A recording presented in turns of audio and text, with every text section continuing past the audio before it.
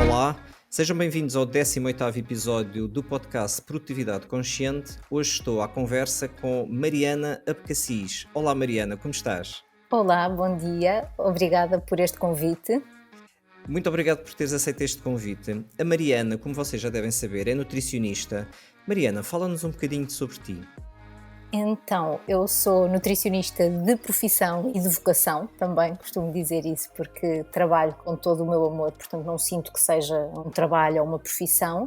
Trabalho fundamentalmente em nutrição clínica, que é a minha área de eleição e é aquilo que acabo por dedicar mais tempo profissional, sendo que cada vez mais também o mundo digital tem recorrido à parte da nutrição para chegar a mais pessoas e para ajudar a desmistificar determinadas coisas. Por isso, hoje em dia o meu tempo é muito entre nutrição clínica e a parte mais digital, mas sempre direcionado também para a nutrição clínica, que respeito muito e tento ser o mais profissional possível. E como é que está a nutrição dos portugueses? O último ano e meio foi aqui uma altura completamente atípica e que eu acho que veio alterar muito dos nossos hábitos, não só hábitos alimentares, porque de repente as pessoas viram-se todas em casa e tiveram que começar a gerir a alimentação de uma forma diferente do que faziam até então, bem como a carga de atividade física, seja ela a atividade física intencional ou aquele gasto calórico diário para as tarefas usuais. Portanto, eu acho que o último ano e meio foi um ano mesmo de mudança e que notei grandes alterações a nível da alimentação por parte dos portugueses. Se por um lado acho que houve uma maior consciência, por outro lado também pelos níveis de stress, de ansiedade que todos nós temos vivido, acho que também muita gente viu os seus hábitos piores por uma parte mais emocional e porque também inevitavelmente tiveram que começar a gerir a alimentação de uma forma diferente e às vezes não conseguimos encontrar logo um ponto de equilíbrio que nos permita passar de ok, todos os dias saio para trabalhar e estou habituada a um regime alimentar e de repente todos os dias estou parada em casa, como é que eu vou adaptar isso? E às vezes esta velocidade de reação, de mudança pode não ser tão rápida assim, por isso nos últimos tempos, nos últimos meses assisto a um aumento de peso por parte da população.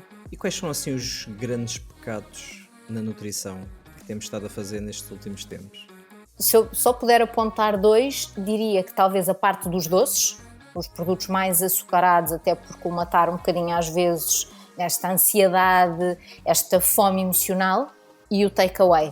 Agora a moda do encomendar comida, se antigamente a pessoa se calhar dirigia-se a um shopping ou fazia disparates quando ia comer fora, de repente houve um boom enorme de disparates por takeaway e por este género de mercado que se calhar não era tão frequente e que de repente foi um boom e as pessoas com preguiça de fazer em casa ou não têm, ou estou mais goloso ou apetece-me comida de disparate, e então recorrem muito a isto e que se não tivéssemos esta ferramenta, inevitavelmente eu teria mesmo que me organizar e fazer as coisas mais em casa e a partir do momento em que estamos à distância de um clique para nos trazerem a casa o que quisermos, é um facilitismo que veio piorar os hábitos dos portugueses. Mas é possível ter takeaway saudável?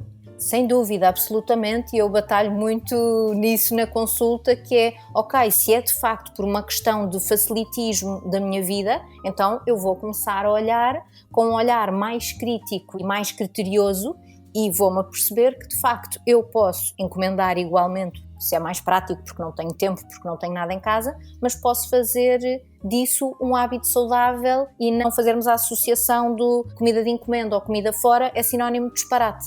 Mas quando eu tenho a fome emocional e se tenho o impulso e se está ali mesmo na ponta do dedo, exatamente ao lado, entre uns brócolos muito bonitos e uns croissants fantásticos...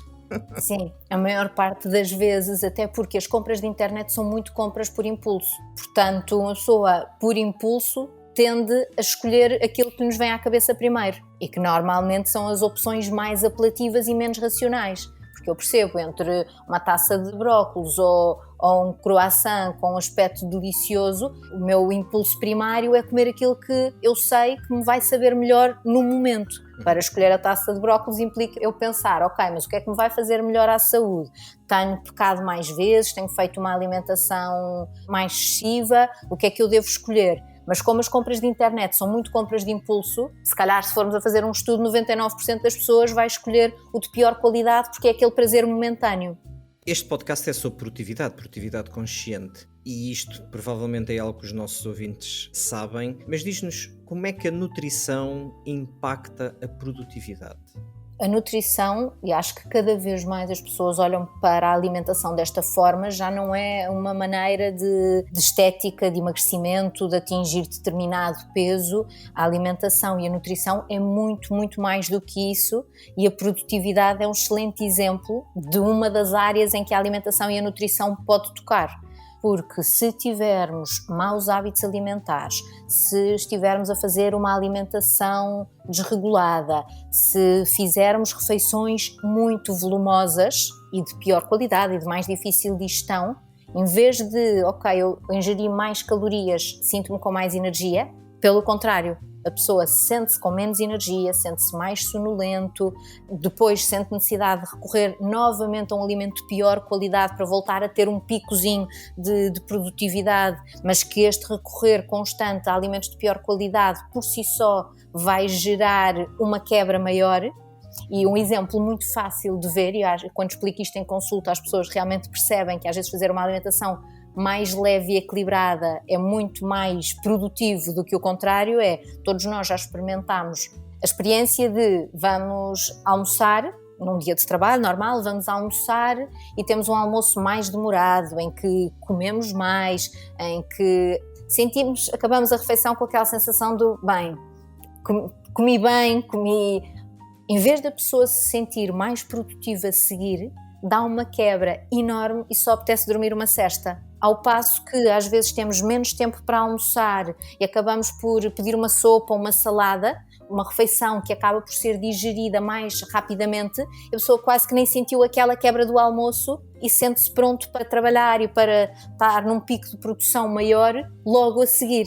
Enquanto que depois de uma refeição muito volumosa, apesar de termos ingerido mais calorias que à partida associamos, ingeri mais calorias, então vou ter mais energia. Mas não, temos muito menos energia e temos uma quebra muito maior depois de uma refeição mais vasta, mais pesada, mais rica em hidratos, em gorduras, em açúcares. Porque a quantidade de energia despendida durante a digestão é enorme. Exatamente. Quanto mais pesada e de difícil digestão for a refeição, mais eu vou canalizar a minha energia para o processo digestivo.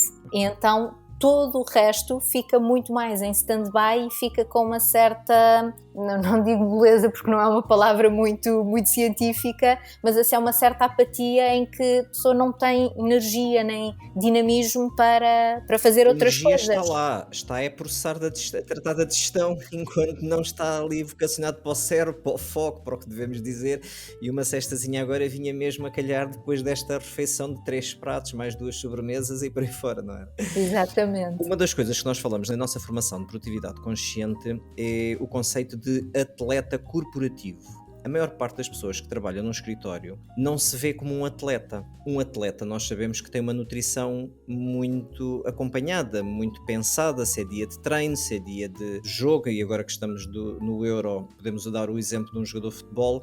Um jogador de futebol tem uma alimentação diferente quando está a treinar, no dia do jogo, no dia a seguir, para recuperar do esforço. Mas as pessoas que trabalham num escritório não se veem como atletas, mas na prática trabalham para uma empresa que compete num campeonato de market share, são altamente competitivos, têm um desgaste muito grande, mas depois alimentam-se como não fossem atletas.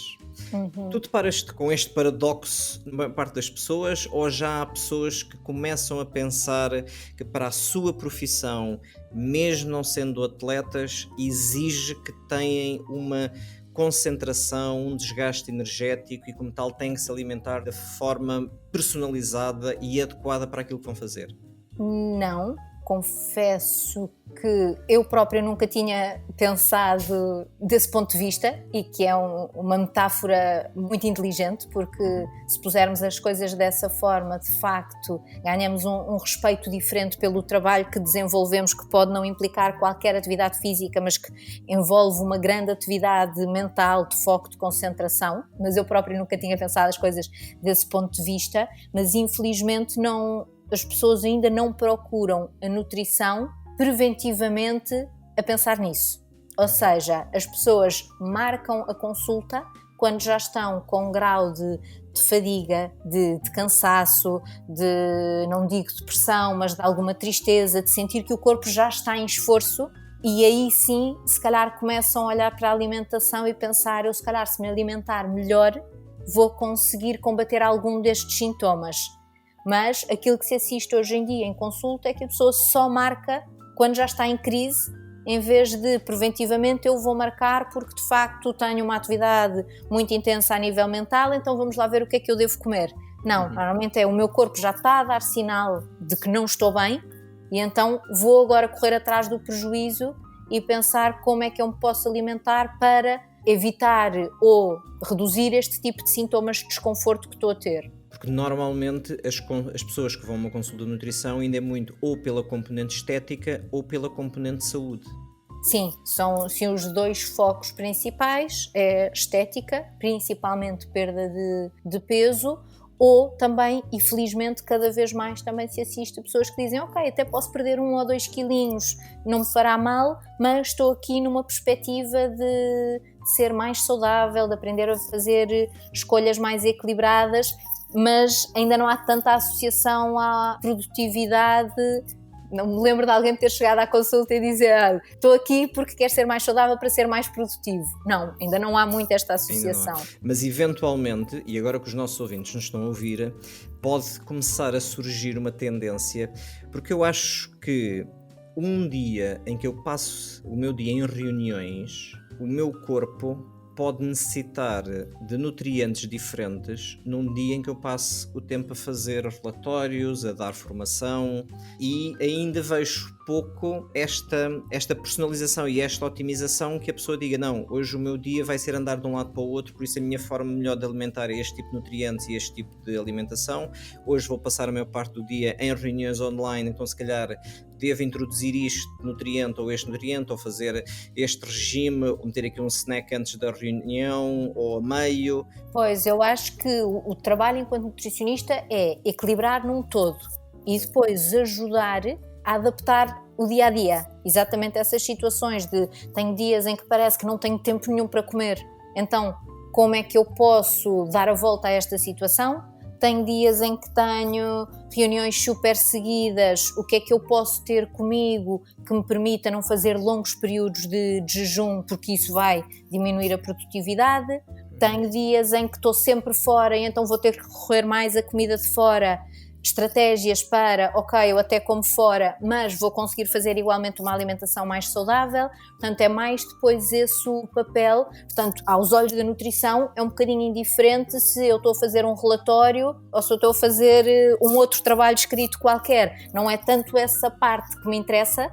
A mim interessa-me é o equilíbrio do dia-a-dia, que dependendo do tipo de trabalho que estamos a desenvolver, pode diferir, e enquanto nutricionista clínico o meu papel é ajudar a adaptar dia a dia e mostrar que é possível fazer escolhas alimentares equilibradas e que não devemos seguir um plano alimentar com palas nos olhos, ou seja, eu devo adaptar consoante os horários daquele dia, a disponibilidade de alimentos que tenho ou que não tenho. Se vou passar mais tempo fora de casa, então munir-me de snacks saudáveis que possam ficar na minha carteira ou que até possam ficar no carro e que quando chega a determinado período de tempo que já estou a ficar mais horas sem comer, ter ali à mão a minha opção, porque eu já sei que depois estou num dia corrido, se calhar não vou ter sequer tempo para me deslocar a um café para ir comprar alguma coisa. Então eu acho que a nutrição pode ser muito útil neste sentido de, dentro das dificuldades de um dia de trabalho, como é que eu consigo fazer escolhas equilibradas que me ajudem a manter não só uma base saudável,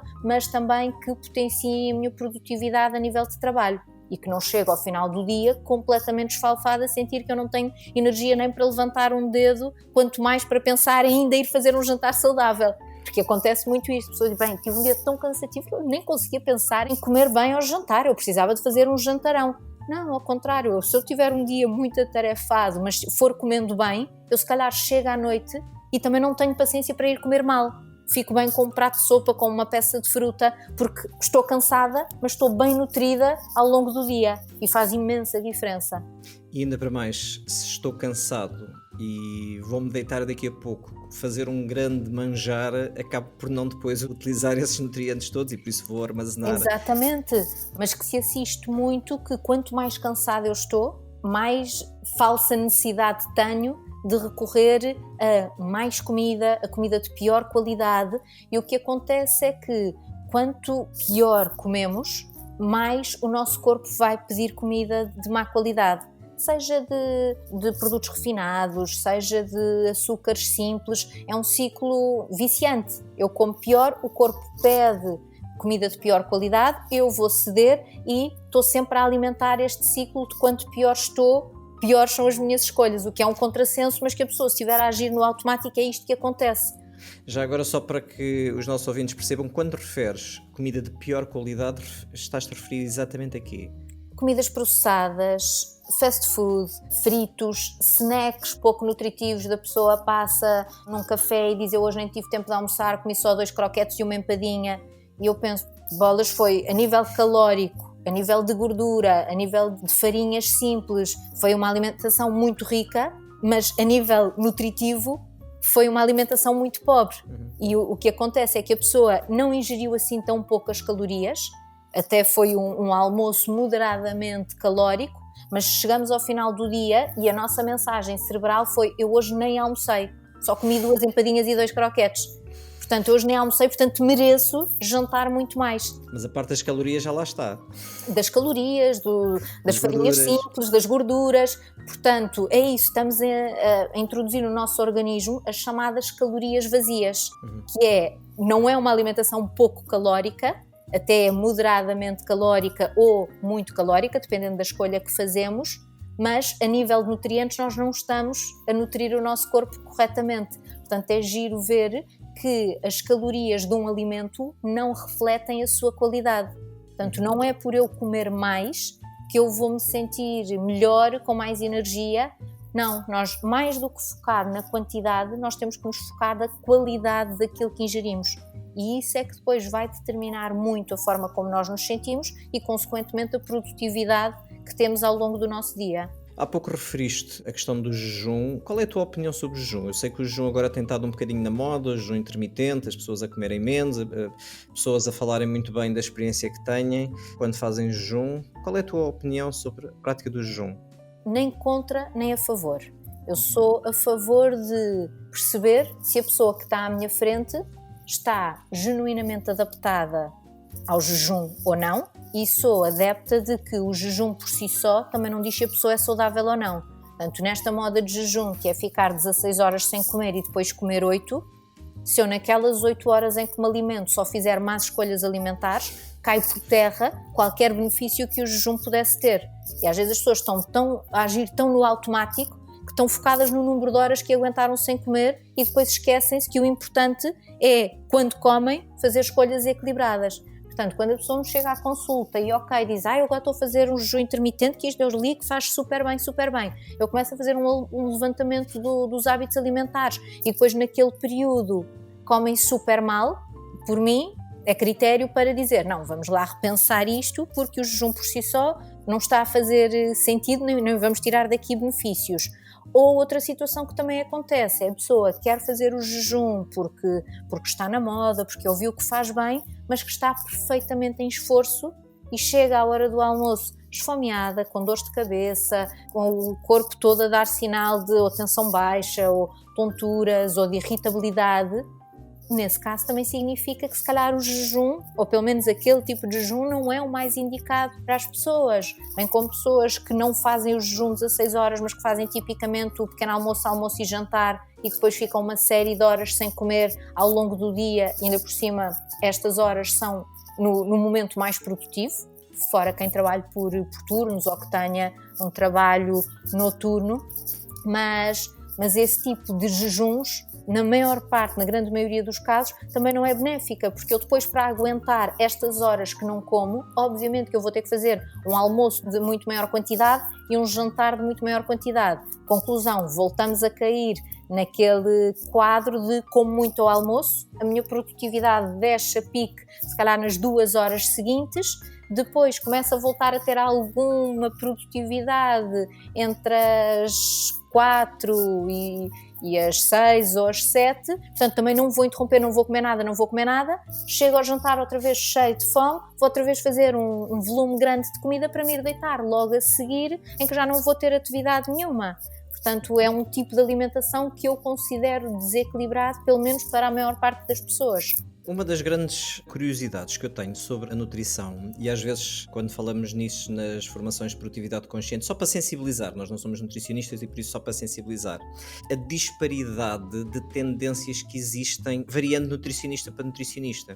Isto é, eu costumo dizer que há estudos em que dizem que, por exemplo, que não se devia comer carne, há outros que dizem que a carne faz bem, há outros que dizem que só carne branca, outros só carne vermelha, há quem defenda que devemos beber leite, há outros que dizem que não devíamos beber leite, há uns que dizem que café faz bem, outros café faz mal, enfim, para quase tudo, até mesmo a fruta, há pessoas que dizem que, atenção, fruta mas moderada porque tem muita frutose. A única coisa que eu encontrei em comum de todas essas parafernália de estudos e dietas e modas é legumes faz bem. Sim, bem, pelo menos essa é consensual. E esta é consistente, não é? Esta é consistente. Exatamente. Como nutricionista, como é que as pessoas podem encarar isto? Porque é daqueles temas que é difícil as pessoas dizerem, então, mas afinal o que é que faz bem? Há um que diz bem, outro diz mal, mas será que um está bem? Será que outro está mal? Como é que as pessoas depois conseguem encontrar pelo menos uma linha para se conseguir orientar? Eu acho que mais do que, e mais uma vez digo, acho que temos que ser criteriosos naquilo que estamos a fazer e não devemos agir no automático. Devemos pensar, porque eu acho que se olharmos para os estudos, se calhar cada um deles pode ter um fundinho de verdade, mas se calhar não há uma verdade absoluta em cada um deles, porque senão as coisas não mudavam. Há uns anos o azeite era considerado uma péssima gordura, hoje em dia é considerada a melhor gordura do mundo. Há uns anos considerava-se que uma criança ou um adulto que não ingerisse leite, bem, já estava com osteoporose, só tinha passado um dia sem beber leite. Hoje em dia o leite é o maior papão da nutrição. Portanto, acho que isto mostra que de facto não há verdades absolutas e que não devemos embarcar em determinada teoria sem nos questionarmos se faz sentido, se não faz sentido, se para mim faz sentido ou se não faz sentido. Portanto, eu enquanto nutricionista sou muito pouco radical, sou muito pouco extremista, porque de hoje para amanhã as coisas mudam e sai um novo estudo. Portanto, eu acho que a alimentação deve ser de facto adaptada caso a caso. É consensual que os legumes fazem bem, é consensual que a comida processada, rica em açúcares e de gorduras de má qualidade, fazem mal. Portanto, já temos aqui 2 pontos certos. Depois, tudo o resto deve ser adaptado pessoa a pessoa e também de acordo com as suas crenças, com o seu dia-a-dia, com o tipo de trabalho que desenvolve. Portanto, não devemos ser radicais em relação a nada, não devemos entrar numa dieta e fazê-lo de forma não pensada. Eu por acaso tenho imensa pena porque os 2 alimentos que eu gosto mais, que é batatas fritas e pastéis de nata, não encontrei nenhum estudo que dissesse que fazia bem.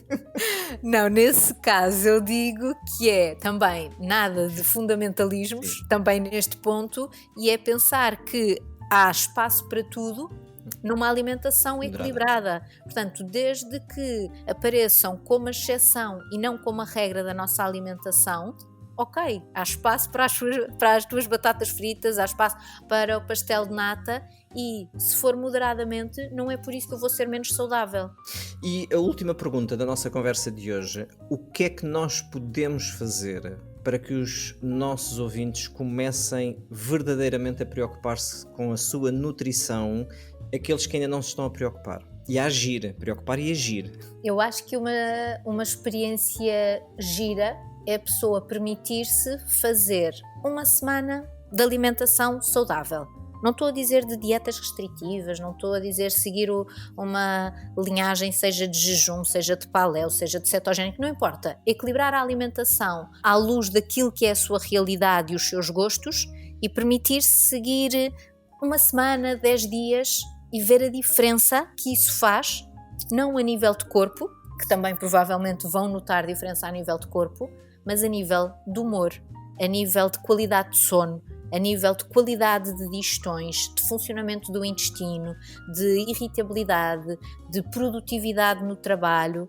Portanto, se a pessoa se permitir fazer isto durante uns dias e perceber que a alimentação tem um impacto em imensas áreas do nosso bem-estar, eu acho que quando vivemos isso uma vez, é um bocadinho um não retorno. Depois, claro que ninguém segue uma alimentação hiper equilibrada 24 sobre 24 horas, os 365 dias por ano, que também não é o objetivo, mas se experimentarmos fazer uns dias de alimentação equilibrada e percebermos o impacto que isso tem no nosso bem-estar geral, no nosso dia-a-dia e na nossa produtividade, eu acho que todos nós vamos querer adotar pelo menos algumas regrazinhas que nos permitam depois esse bem-estar de uma forma mais duradoura e não numa dieta pontual.